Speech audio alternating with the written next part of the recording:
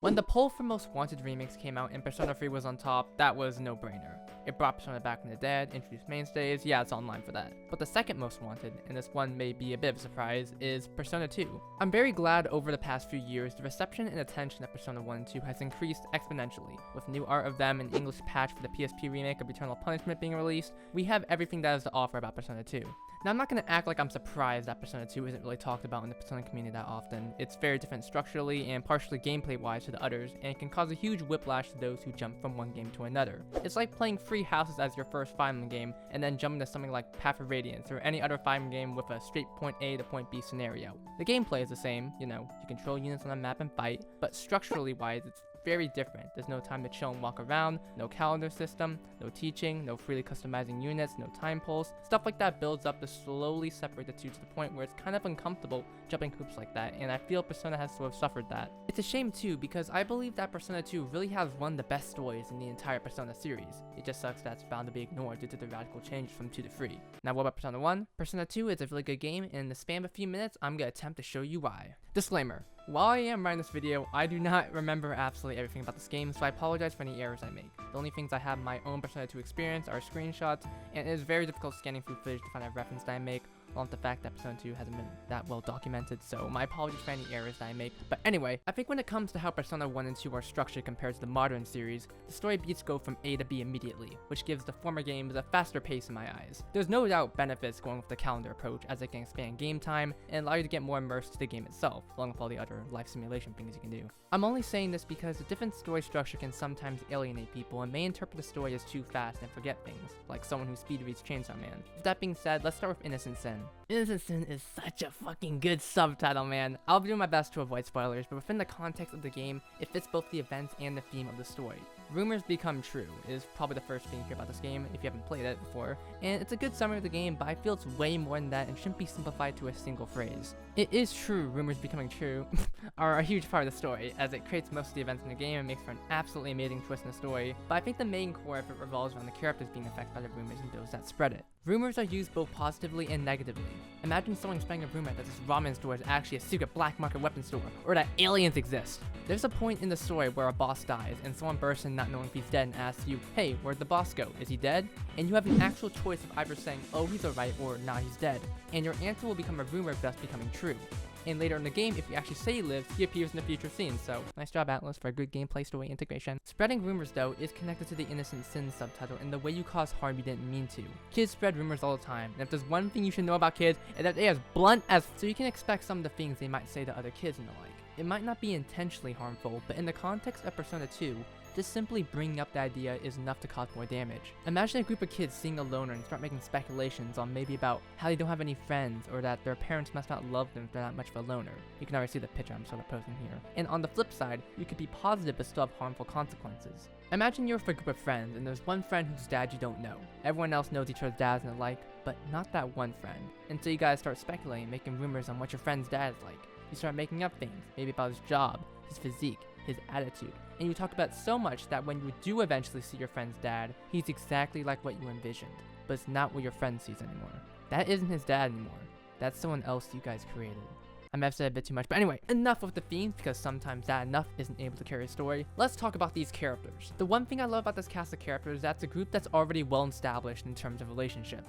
Sort of. Just play the game. It may not have the calendar system, thus removing a ton of those school interactions you see in the modern games, but the game takes full advantage of its structure to constantly have cute, witty, and heartful interactions with each other. They're on an adventure, going from place to place. They're not going to school. They're not focusing on their tests. They're failing!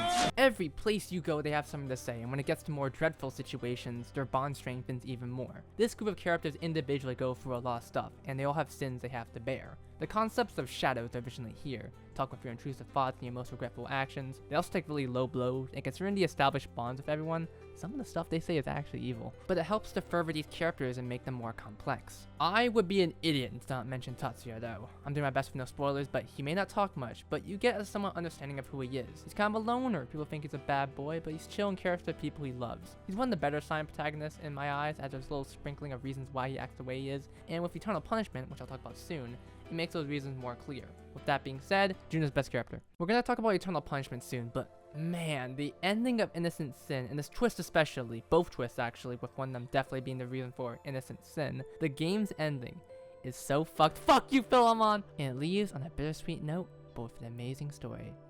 Okay, Eternal Punishment time. I kind of flip-flop between whether EP or IS story is better, and both have amazing stories, but I think for right now, Innocent Sin on top. But Eternal Punishment isn't bad in the slightest. Firstly, we have a full cast of adults.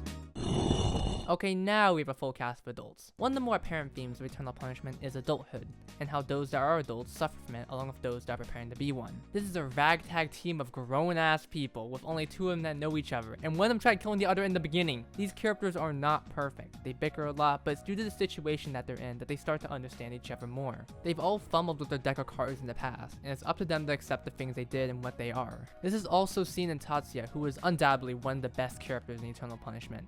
He has a ton of regret and guilt for story-related reasons, and is scared of becoming an adult. He sees that same regret and guilt in the rest of the team, and wonders if anything actually changes when you grow older. The themes of these games are so heavy that I go as far as to say that the story of these games, the conflicts and the groups that make it so the story progresses, does not matter at all. And anyone who's beaten these games probably knows what I'm talking about. But I believe the story not mattering at all was purposely done by Atlus to focus on the characters. Both of these games do provide hope in their themes. With Innocent Sin, it's about taking accountability of the actions you cause, even unintentionally, and realizing how much you shape the world and your friends with your words. These stories are really amazing, and the way it can hit you bit by bit makes these stories hit harder. Why the hell did I make this spoiler free? Alright, story's over. Let's talk about gameplay, graphics, and music. With Persona 1, if you didn't like the gameplay, you could just read the manga, yippee, and get all the characters and info and all like. Unfortunately, if you don't like Persona 2 gameplay, this isn't the game for you, and it's such a hard push in my eyes. I'm used to old RPGs like these. It's very straightforward. You get random encounters, dungeons, and like, it's just this all the way through. With modern Persona games, there's a lot more free time in case you get bored just doing a dungeon,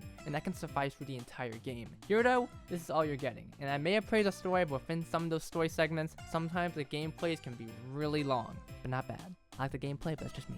I won't deny it can get repetitive, and you definitely shouldn't play these in long sessions. I took my time playing these games, but they aren't that long, and take it from me, keep this little secret from everyone else. Don't tell anyone else. It's okay to use save states and fast forward. Don't feel guilty. But make sure not to speed it up too much so you can hear the music! I won't take any criticisms. It may not have the Persona 3 and Beyond style music, but this soundtrack, both versions, are amazing. It knows how to groove, it knows how to be somber, it knows how to be uplifting, it gets every mark right. If there's one thing I would be excited for in the remake, it's gonna be the music. We've seen traces of how it might be remade with some tracks, and I can safely say it might become one of the best Persona soundtracks ever. Graphics are timeless too. Don't ever say pixel art is bad. I love retro! These sprites have so much expression. There's a lot of unique charm in how characters move and interact, and it makes everyone way livelier. It's not something that can be accurately translated to 3D games, and they do amazing as well, but there's something inherently more goofy over sprites. The aesthetics of Persona 2, along with Persona 1, ooze of that old 90-ish computer style. It's hard to explain, but when the games were ported to PSP, it gained a new style, which I'm a fan of. I love the squares and the grid background. Eternal Punishment retains the same color palette of the originals, but still has the grid style. Even though I do like both, there's something special about the original style. Like, you won't find this in a modern game, and if the remakes actually retain the style, I think I might buy 2 copies just so Atlus knows that they did good. Well, I hope my love for Persona 2 has inspired you to at least check it out or give it a chance, or another chance if you played it and didn't see what I see.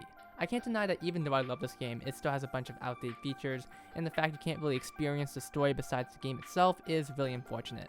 The only chance it could be rectified is with a remake, and that's exactly what I hope happens. By the time I upload this video, Persona 3 Reload should already be out, and I immensely hope it sells well. I'm getting it day one, and I hope you do too, and I hope Atlus sees this, looks at the poll, and decides, yeah, it's time. Just please don't fuck it up! Alright, so I recorded this video on like very early January, so there's been a lot more news since then, and so the only thing I can say is that we might be set.